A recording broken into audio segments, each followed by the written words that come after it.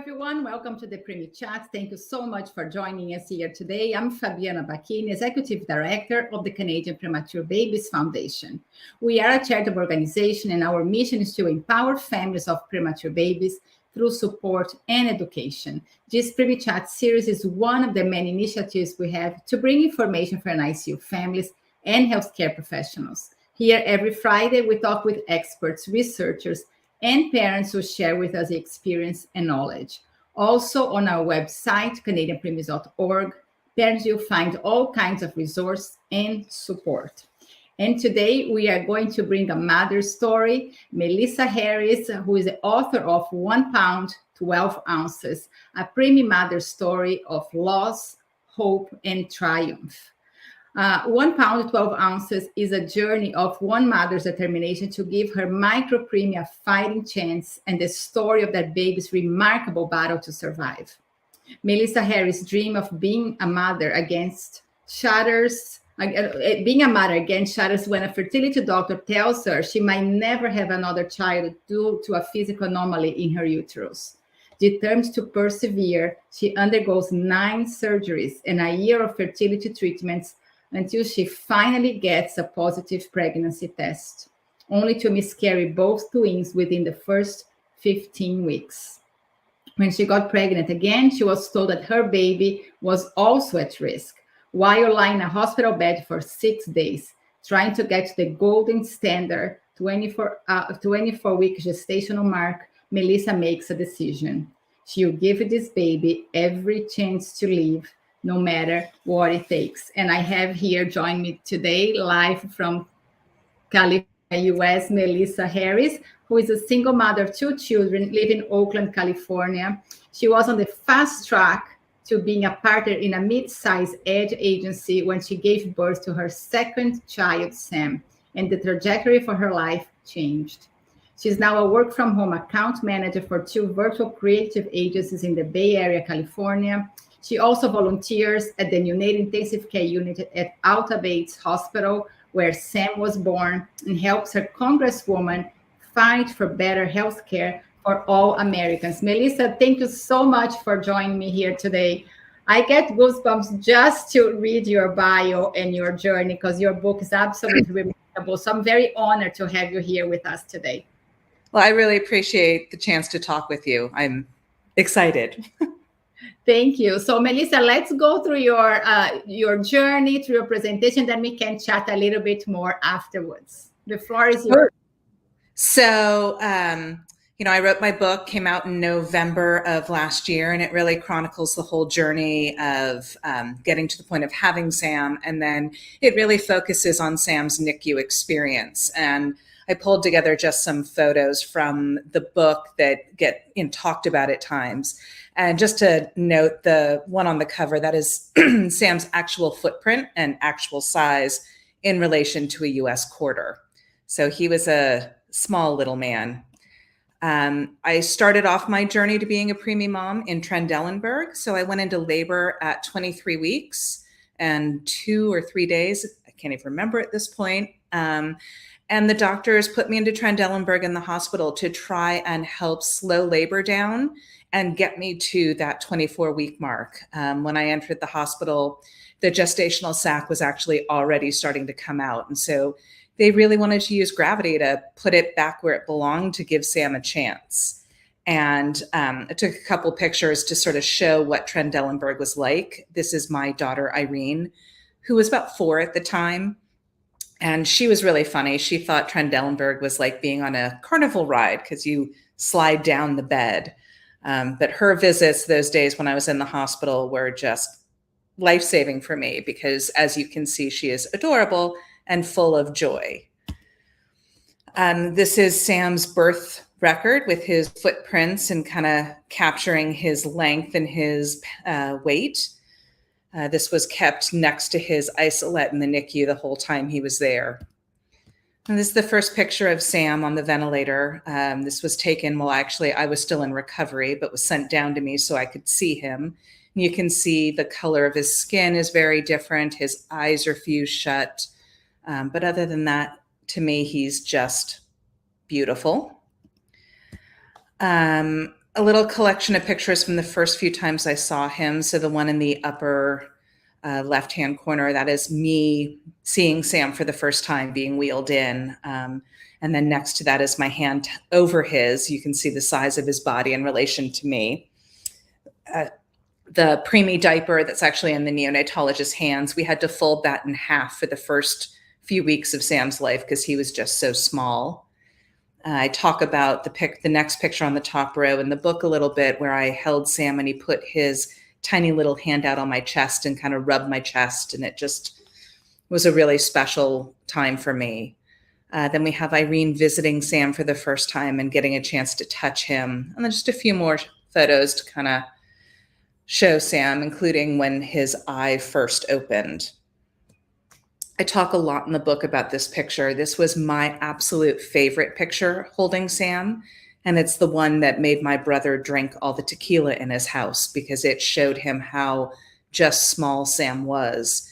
And it's funny, I didn't even register that this was not a normal mother and child photo until my brother was visiting months later and talked to me about it. And just, how small he was in relationship to me. A couple more photos just from our Nicu stay. So what his room looked like with all of the equipment, visits from Irene, my mother holding him. And my personal favorite is we made friends in the Nicu with another family. And the day before he was released to go home, his mom snuck him out of his room and over to Sam's room for, as we call it, his baby's first play date, which I always found amusing. In the hospital, Sam had a PDA ligation, so heart surgery to close the artery or the valve in his heart that didn't close. He's got a nice little scar on his back now. I keep telling him, as he gets older, he can tell people he got it in a bar fight protecting someone. It'll make him look cool. And then just a couple pictures of the first time Irene got to hold Sam and just the joy on her face and how much he looked to her. And their relationship is still very much like this, with him looking up to his big sister and her being very proud of him. In the NICU, the staff is just so important. And I formed a very strong bond with Sam's main primary nurse, Nurse Laura. And so this is her on Sam's graduation day from the NICU, carrying him out of the hospital. And then no slideshow is complete without a little, these are just pictures from his first year, being held by my father and then by my grandfather, who is one of the two people Sam was named after. So I thought it was important to make sure that was in there. And one of the fun things I've done over time is taken a picture of the size of Sam's hand in relationship to mine, so you can kind of see how he's grown, starting with the first one where my index finger fit into his entire hand, up to now, I'm actually 2 years behind, but his hand is almost as big as mine. And then just for everyone wanting to know, Sam is almost 12 now, and he is thriving. He's funny. He loves car racing.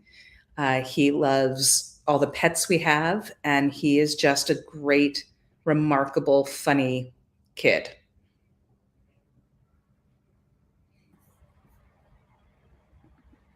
Wow, thank you, Melissa. This is absolutely amazing and emotional to see how much he grew over the years. I love the pictures hand over hand. I think such a nice thing to do, and to really put things into perspective and not to take any day for granted, right? Because sometimes you forget how little they are in the NICU, and having that comparison is really great. It's such a great idea. I hope other families will follow your idea. So, Melissa, but let's talk about your book, because I read your book, and this book is incredible. I'm going to actually share the link here for your website. It's such a great book. But I think my first question to you is, why and what prompted you to write this book a few years later?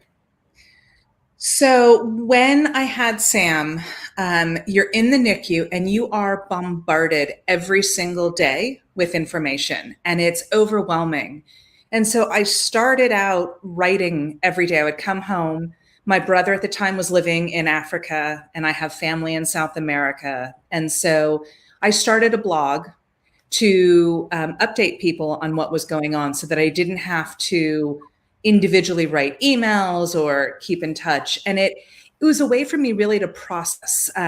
You get hit with so much information, and some of it can be so overwhelming. So I would go home and I would kind of write everything I had learned and what it felt like. And then it would kind of release it for me. So it was sort of, writing became therapy. And then also while I was in the NICU, I really craved information. I knew nothing, absolutely nothing. I was not prepared at all for having a preemie. I didn't know what was involved. I had very little warning. And so I craved books, blogs, anything. And I had trouble finding ones that either were not written by a medical professional who had had a preemie, or that were really focused on kind of God's will and how it will all be okay if you leave it into God's will. And neither of those were me. And so after about a year or two, I was looking at all the stuff I had written on my blog and what I went through. And I thought, well, maybe there are other people that want a book that's not a medical professional or focused on, religious belief, that just really laid out what the experience was so that they would kind of have a sense of what they're in for. And that's really what drove me. And so I had all this blog information. So I had everything chronicled, which was great. And I decided to sit down and start writing. Wow. Melissa, did you go back to your notes? Because we were chatting a little bit before, and really struck me is that you have so many details on the book, so vivid, as if they happened yesterday. And I think this is such a great thing in a book, because you can really show healthcare professionals every step of the journey and how each step, each day can make an impact in your life. Yeah, so the blog really was important for writing the book. I mean, I did write every single day that Sam was in the NICU, and very detailed, because otherwise it would just sort of roll around inside of me. So I would release it into the blog as a place to kind of like, okay, these were the things I was told today, and this is how it felt. So I had all of that. And the other thing was, we live in the era of video phones, and I had a lot of videos. So for example, the dialogue in there for the first time my mother and I see Sam after the recovery room, I pulled the wording direct from the videos of what we were actually saying. So I had so much kind of data that I could pull from, which did kind of help make the book come alive. Wow, that is incredible. Was this like part of your healing process? Because you went through so much, and you talk about infertility, you talk about the loss of your twins, weeks or days apart. I can remember when you lost them. And, I assume there's some healing to do. Was this process of writing the book helped you to make sense of what happened to you, what happened with your family all these years? Well, a lot of therapy, let's be clear. I definitely did a lot of therapy. But also, one of the things I found in writing a book is that in order to proofread it, you have to read it out loud. And I had to do that a lot. And I would find that I would weep as I read out loud. And then the next time I'd cry a little less, and then a little less. And so I think acknowledging what I've been through, not trying to hide from it, and letting myself feel helped me get to the point where now I can talk about the experience, and it is in the past. It's no longer eating at me, because I have cried over it a lot. I have let myself just marinate in all of it and feel all of it. And, talking about it is also a very strong healing thing. I think one of the problems that we have is people that go through fertility and miscarriage often suffer it in silence because it's a taboo subject. And I'm realizing that's a huge mistake, because one, talking about it helps the person, but also you're surprised by how many people you encounter who go, oh, me too. Mhm. And now you've got someone who, when they say, I understand what you're feeling and going through, they really do. And I have found that to be really liberating and healing as well. I agree with you 100%. I went through infertility myself. I also had this stillbirth. And I felt like every time I talk about it or I wrote about it, it was helping me, but also helping others not feeling as lonely, because it is a very lonely and silent journey that I think Very. for people like you and I that are very vocal and we share our stories openly, we are supporting others as well. And but also, in my point of view, you are teaching so much to healthcare professionals along the book on how to talk to families, or what it was a good experience and perhaps not as good of an experience. So this is the next piece that I want to talk to you about, because you talk about decision making in the book. Yeah. And this, as all the Preemie parents have gone through that very difficult conversation when you are in preterm labor or you are at risk of delivering early, that you have that conversation, what is going to happen and what can happen to your child if you deliver at 22 weeks, 24, 26. And this is a conversation that stays with parents forever, because we always remember. I've been talking to parents now for 10 years, and this is one conversation that we remember the vivid details. And you talk about that in your book. You talk about the moment you were in the hospital with Sam. He was not yet on the age of viability. And you had these difficult conversations, and you name one doctor, Dr. Doom, which make me cry and laugh because it's so surreal. So let's talk about how was that experience for you, and how did you stay in this state that, yes, I'm going to do whatever it takes? It was one of the worst. The first perinatologist that came in was Dr. Doom, and he was awful. I mean, to this day, if you ask me what his real name is, I have no idea because I refuse to learn it. He was all gloom and doom and basically said to us, there is no chance. Let this pregnancy go. Just let labor do what it's going to do. Have the baby and do comfort care. And my thought for me was, I had already miscarried at this point 3 children. This was the last time I was ever going to be pregnant because I emotionally and mentally couldn't go through the process again. And I just sort of said to him, well, what if we decide not to do that? Like, what's the other option? And he was very negative, to the point where my mother and now ex-husband basically threw him out of our room because we just couldn't believe how he was speaking to us.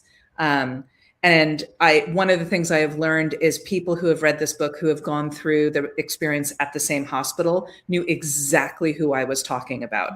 That he was not just this way with me, that he is Dr. Doom to most. And really for me, I'm stubborn. I'm really, really stubborn. And I knew this was the last chance I had of having a second child. And I just decided, because I'm stubborn, that no, I was going to do this. I was going to get this child to 24 weeks. I actually set a goal of I was going to make it to 30 weeks if I had to. And I just decided that's what was going to happen. And I wasn't going to talk to anyone else who was going to tell me different. And so I just kind of closed my eyes and tuned out the room and let people talk around me. And I just focused. I mean, it was literally sheer stubbornness that I think got me to get Sam to that 24-week mark, that there was just no way he wasn't going to get there.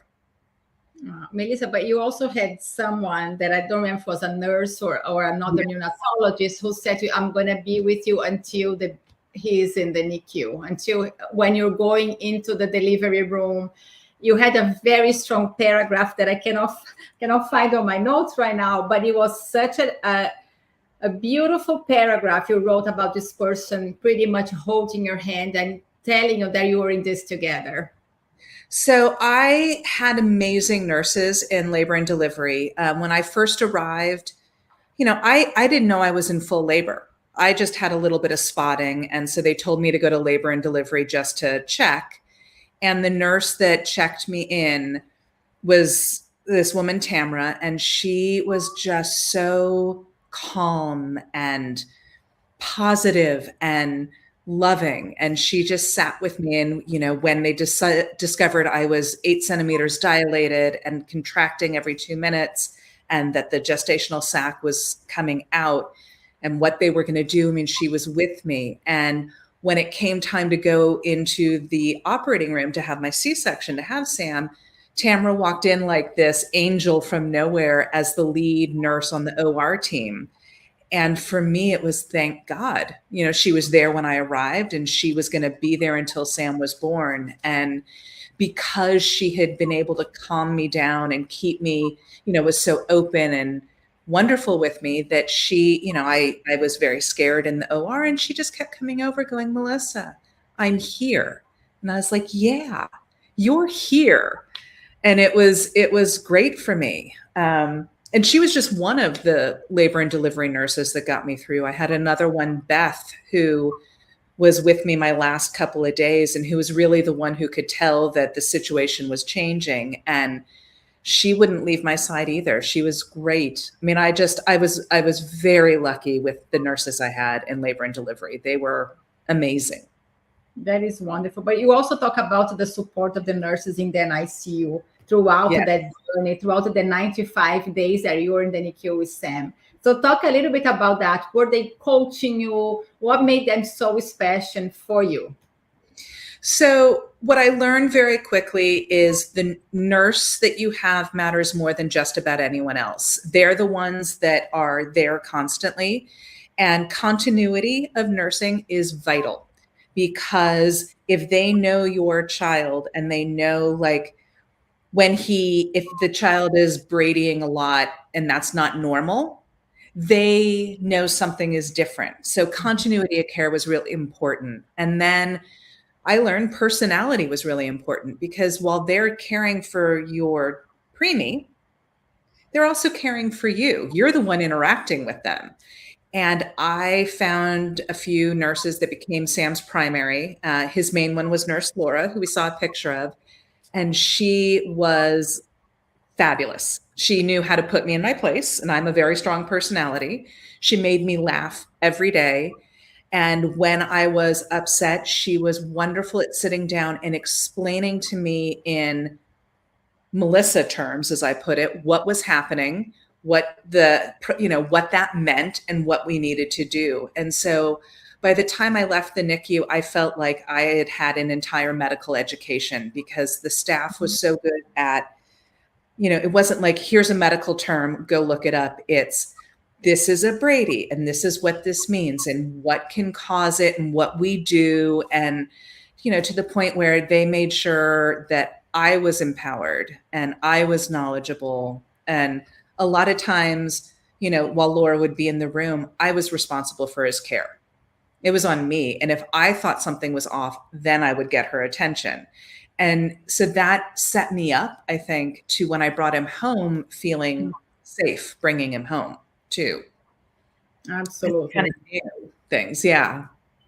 So what else helped you through the NICU stay, Melissa? You talk about the nurses caring and teaching you, empowering, and you talk about peer support. How was peer support for you? Did it help you through those days?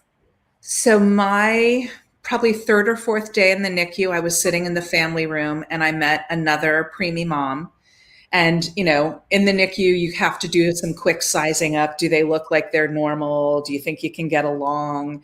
Are they short-termers or long-termers? You don't want to meet the short-termers if you're a long-termer, because they're just going to come and go. And we did a quick looking each other up and down. And she said, I think I've seen your husband in the elevator with your daughter. And, oh, yeah, I have a kindergartner. And she said, well, I do too. We're like, okay, let's see where this goes. And she had a 31-weeker. And to this day, she is one of my closest friends. We just went on vacation together with our kids.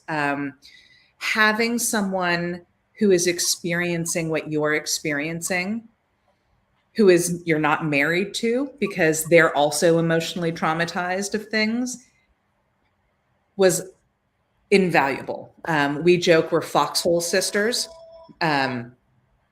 that we went through, sorry, let me just turn the volume off, went through this experience together. And it's kind of like, people who go through a war together.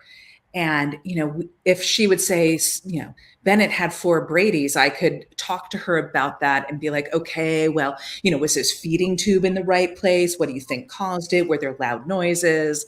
And so just having someone you can lean on who you don't have to explain anything to, who gets the terminology, knows how awful it is to be in that isolated environment, and who also had another child.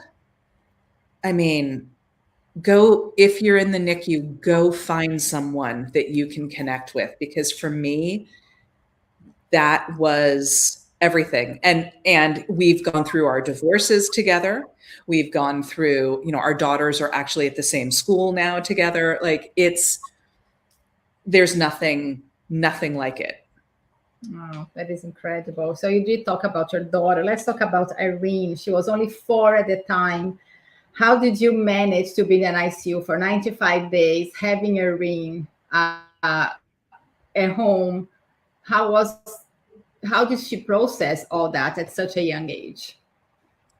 One, I am very lucky. My parents live nearby, and they are very, very involved with Irene. So I had a good support system outside of the house. In terms of how Irene handled the NICU, we did it all wrong at first, all wrong. And I have a cousin who is a child life specialist at the local children's hospital who intervened for us. I actually called her and I said, Rosie, I'm doing everything wrong with Irene. What do I need to do? And she took Irene out and spent a day with her and helped us put a visitation plan for Irene into place. The NICU is very scary for little kids. And a 24-weeker is very scary to look at for little kids. And what we did is we stopped asking Irene if she wanted to go see her brother. And it's because she felt pressure. If we asked her, she felt she had to say yes. Mm-hmm. And so we let it be her asking us if she could see him. And then the deal we had is we had a safety word. So we would go into the NICU, and if she said the word pickles, one of us would immediately get up and say, okay, Irene, let's go, and leave with her with no question, no judging, no nothing. And so it allowed her to feel safe and that she was in control. And it made her visits, it took her about 3 weeks to ask to visit, and she stayed for 5 minutes and then pickled and left. And then over time, she would ask more and more often to come. And that was, for her, it was huge. But then, it's your community. Community is really important in the NICU. I think a lot of times people are scared to ask for help. And I decided when Sam was, I never ask. And when people offer, I always say, oh no, I'm fine. When Sam was in the NICU, I decided I would say yes to everything. And so friends would be like, can I take Irene for a play date? Can Irene come over and hang out with my kid? And I would just say yes to all of it, because it gave her normalcy and it gave her things that she could do. So that, it's community, it's family, and it was my cousin helping make sure that her in the NICU experience was a good one. Wow. So main lessons that you learned in that journey in the ICU, Melissa, asking for help, maybe one. What else? And accepting the help that you're offered. I didn't have to cook for 4 months because food would just appear at my house. Someone set up a meal train and I was like, okay. People would show up and be like, hi, it's my day to I couldn't drive for the first month after I had Sam. And so, people just show up at my house. It's my turn to take you to the hospital. Oh, okay. I just learned to say yes and accept the help of those around me. That is so important. We just talked about self-care with a perinatal mental health specialist a couple of weeks ago. And she did say that it's not only to ask, but to accept, right? Yep. This is part of our self-care. This is part of us grow in the village to raise our children, something that we in North America kind of forgot about that. So it is an important lesson, especially for all of us who experience the trauma of the ICU, the long days away from home, and especially when you have older children at home. So you talk about Sam. He's 11 years old now, and he's big boy. How he's doing now? So do you talk about his journey? Is he aware of how he started life and how far he has come? So yes, he knows everything. Part of it is when my book first came out, we were with my dad, and my dad left his copy of the book on a table. And we came back 10 minutes later and the book was missing, as was Sam. And it took us a very long time to find him. And he had locked himself in a room and was reading it. So he's actually read the book multiple times. But before that, I had this blog and he had seen the blog. And I feel it's important I'm one of those that I don't think hiding medical history or diagnoses does anyone any favors. So Sam is autistic. And he knows it, and he's known it from the beginning, and he knows that it probably is a result of his prematurity. And so we explained what prematurity was. So he's very proud of his story. And, he medically, he's autistic. He's slightly nearsighted, and that's it. He's grown out of some other issues. He had digestive issues. But other than that, you would never know this kid had been a preemie. If you lined him up and said, okay, pick out the kid that was under 1,000 grams, there is no one that is choosing Sam out of that lineup. No one. Wow, that is incredible. Melissa, what would be your advice for parents going through the ICU right now on the first year, perhaps at home, because the first year is still a little overwhelming for many families. What would you tell them?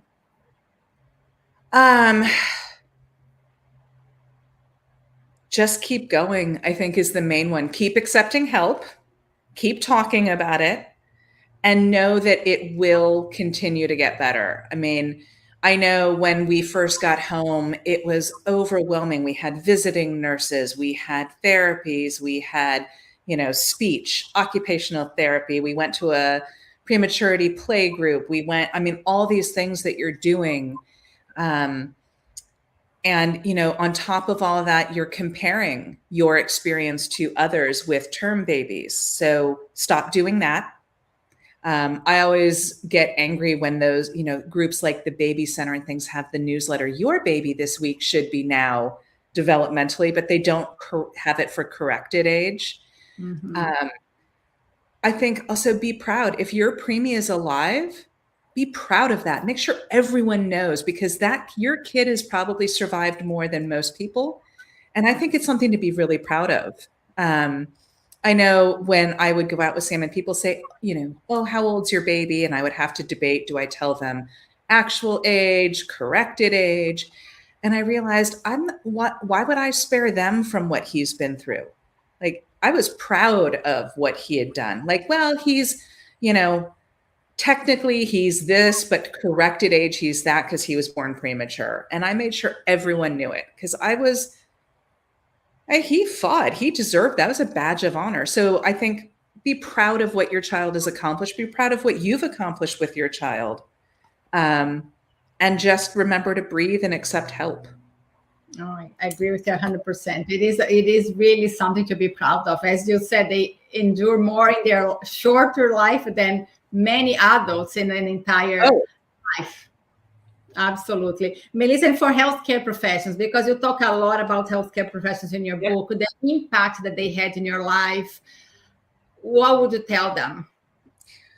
I think it's important, especially in the NICU environment, to remember that while the baby is your patient, the parents are also your patients, because we are the ones that can speak for our children. And so remembering to include parents in everything, education, they would have a sheet that recorded input. So how much did he eat? How much did he pee? How much did he poop? All of those things really encourage the parents to dive into it. help empower the parents. I talk about this one nurse who, when I wanted to hold Sam and I sat down all ready for her to hand him to me, and she turned and looked at me and said, "Get him yourself." And I was like, "I can do that?" Just like, "It's your baby, go get him." And so it's really important for the medical professionals in the NICU to empower the parent, listen to the parents' questions, answers, provide them resources if they need them, and remember that they are suffering through everything their child is. I mean, I had days in the NICU where I was not pleasant, and I knew it, and I had nurses who knew me enough at that point to could tell me to go home. One actually threw me out and prescribed a bottle of wine, even was like, "You need to go home and drink some wine, like get out, you're unpleasant to be around." But it's just really important to remember when you talk to them, they're humans and they're scared, and they need you to teach them and empower them. Absolutely. Melissa, if people want to get your book, I'm sharing the name of your book. This is the cover. Where can they find it? Pretty much anywhere books are sold. So everywhere from Amazon to your local bookstore. If they don't have it at your local bookstore, you can request them to order it. It's available everywhere. Amazing. So Melissa, thank you so much for joining us here today. It was great to learn from you. Thank you so much for sharing your story, your experience with us. It's so powerful, so important for other families to hear that they are not alone. No, talk. Be vocal. It's really good for you. That's my parting words, is just, you don't need to hide it. Just be vocal. Cry in front of people. It's really liberating. Absolutely. Melissa, thank you so much. Thank you. I see you again. Thank you. Thank you. And to all of you watching us today, thank you so much for joining this session. And the video of today's session and all the other videos from our live series are available on our website, which is thecanadianpreemies.org. And I want to thank our sponsor, AstraZeneca, for their ongoing support of our education sessions. And we are a charitable organization, and we believe that through support and education, we can empower families, ensuring they're ready to care for their babies. Please visit our website, consider making a donation. Together, we can create a brighter future for all our families. And I see you again next Friday, 1 p.m. Eastern Time. Stay well.